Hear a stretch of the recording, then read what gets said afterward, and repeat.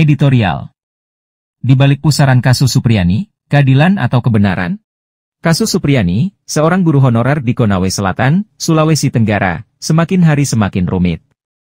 Awalnya bermula dari tuduhan penganiayaan terhadap anak seorang polisi, kini kasus ini telah bermetamorfosis menjadi sebuah drama hukum yang melibatkan berbagai pihak, dari guru, polisi, hingga kepala daerah. Pencabutan surat kesepakatan damai oleh Supriyani membuka kotak Pandora yang lebih besar.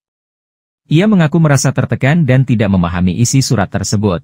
Tuduhan terhadap Bupati Konawe Selatan yang dianggap menekan Supriyani semakin memperumit permasalahan. Di balik hiruk-pikuk kasus ini, beberapa pertanyaan mendasar perlu diajukan. Yang pertama, apakah benar Supriyani melakukan penganiayaan? Kedua, apakah ada tekanan yang memaksanya menandatangani surat kesepakatan damai? Ketiga, mengapa Bupati terlibat langsung dalam upaya perdamaian ini? Keadilan atau kebenaran? Kasus Supriyani seolah menjadi cerminan dari dilema yang sering terjadi dalam sistem peradilan kita. Adalah satu hal untuk mengejar keadilan, namun seringkali kebenaran menjadi korban. Tekanan sosial, kepentingan politik, dan berbagai faktor lainnya dapat memengaruhi proses hukum. Dalam kasus ini, kita melihat bagaimana seorang guru honorer, yang seharusnya menjadi sosok yang dihormati, justru menjadi sasaran berbagai tekanan.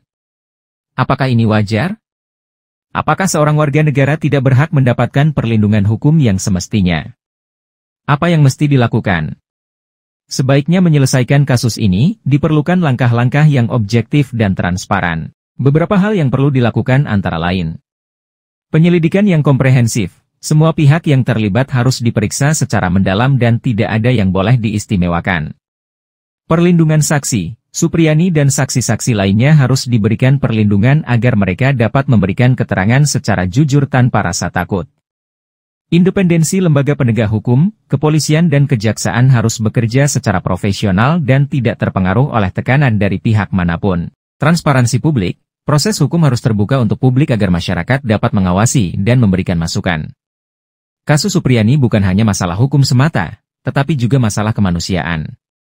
Kita perlu memastikan bahwa keadilan ditegakkan dan kebenaran terungkap. Jangan sampai kasus ini menjadi presiden buruk yang mengorbankan hak-hak warga negara.